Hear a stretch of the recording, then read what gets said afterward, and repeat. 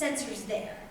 You can't record it through GPS. However, it would be possible to, let's say, drop cheap cockroaches with radiation sensors over an area and track their dispersal again by the amount that they're picking up and the speed that they're turning, and track their movement via GPS.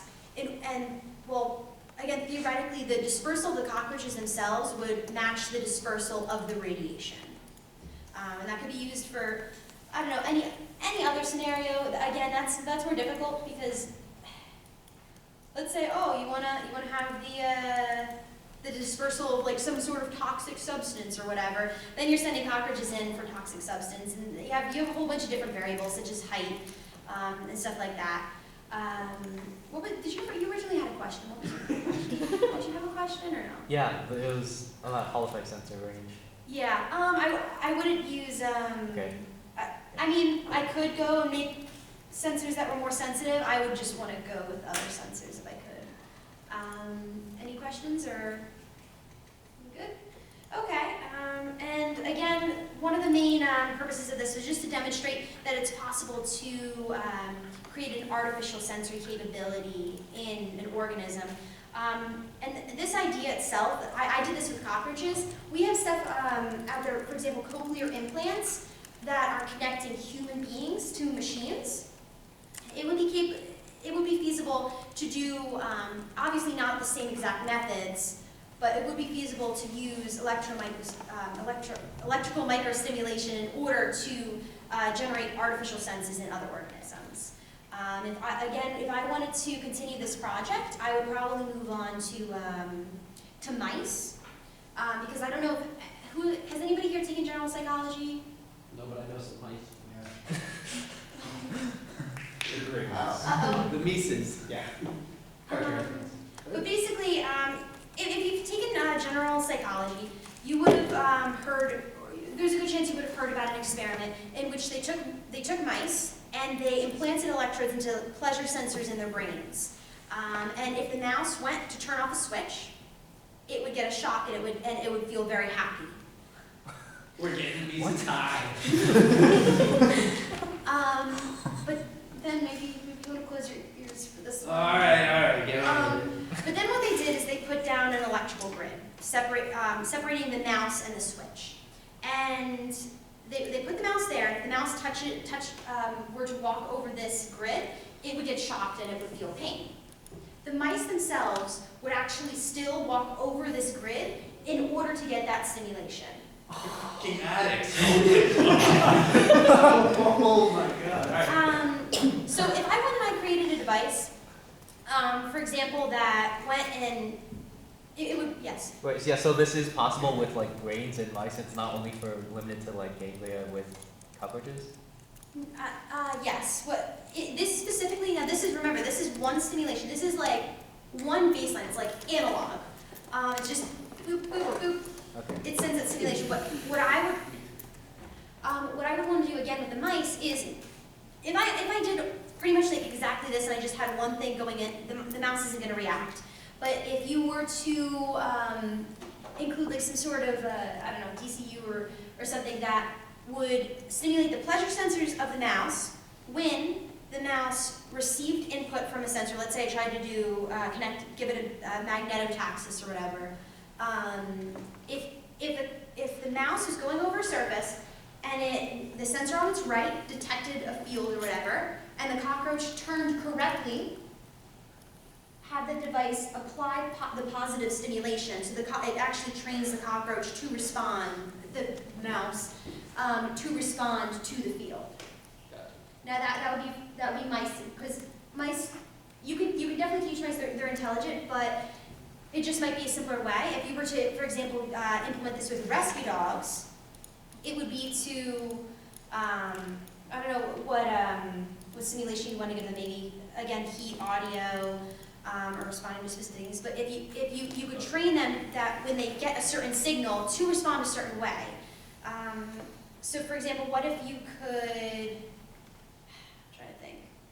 This is original as I'm talking now.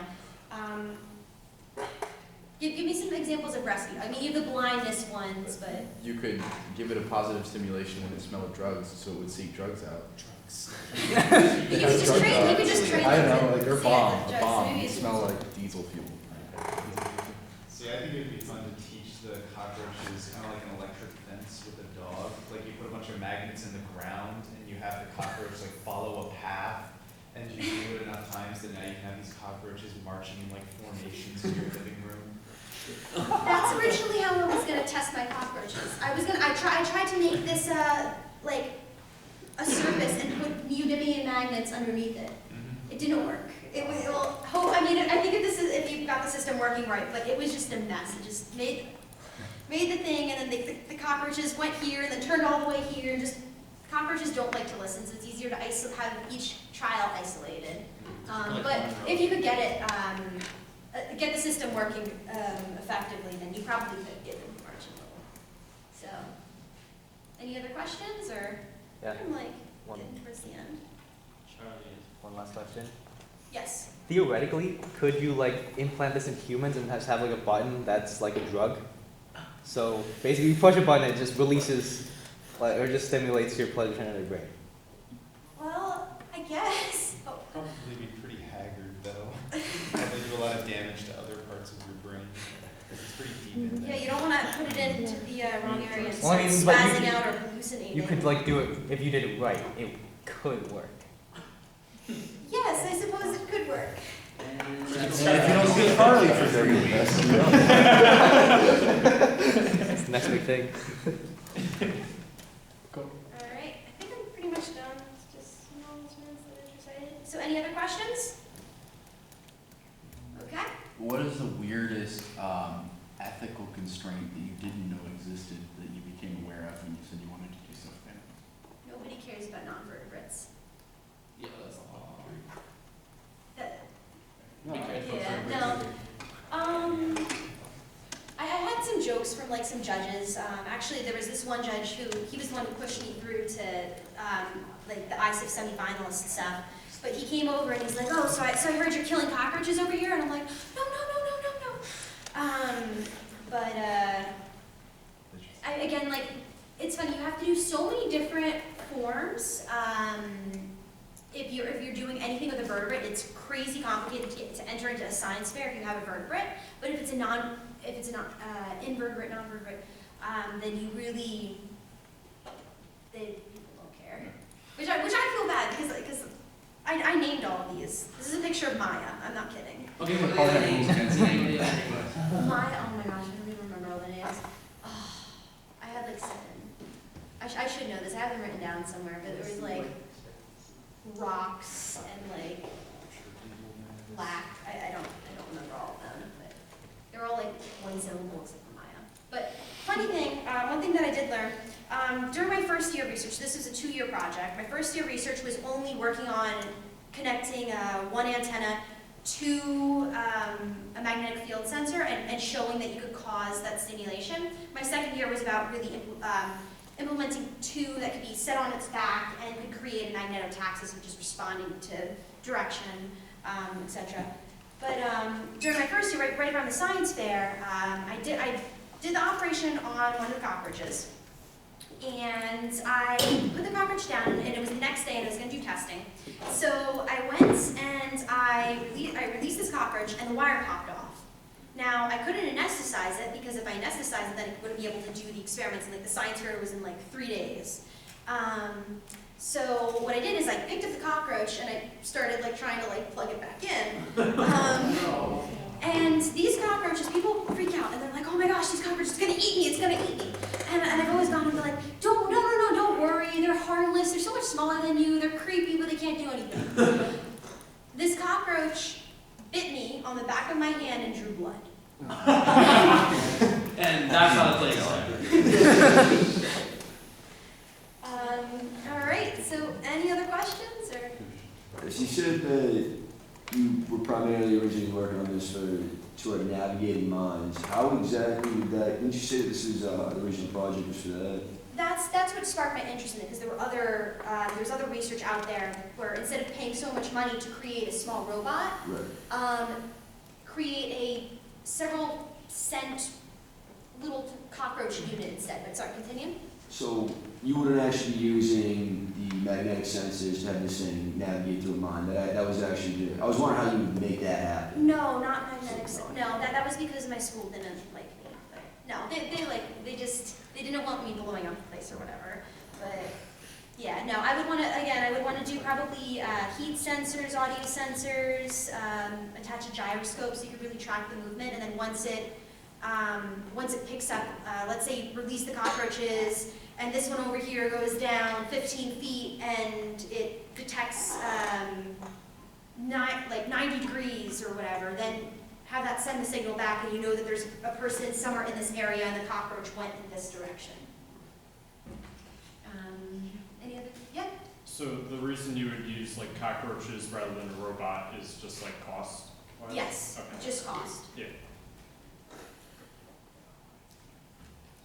Well, yeah, that's what I was trying to figure out, is where the break-even point is for complexity of a cockroach robot. Because I feel like if you're going into a mine or you have any like sufficiently complex sensor, that's gonna start to drive up money. Right. Just like the sensor, and so I don't know if you did any study in like what like complexity makes it so that like, yeah, let's just build a robot because we can get it back every time. No, and that's a specific, the reason why, the reason why, the reason why, insect robots haven't even been implemented in mine classes is because of how expensive they are once you send them in, and the fact that you have to do maintenance on them, and that the majority of the time you're not gonna be able to get at least a few of them out again. These cockroaches, my device specifically, everything was purchased from Radio Shack or cheap sensors ordered online.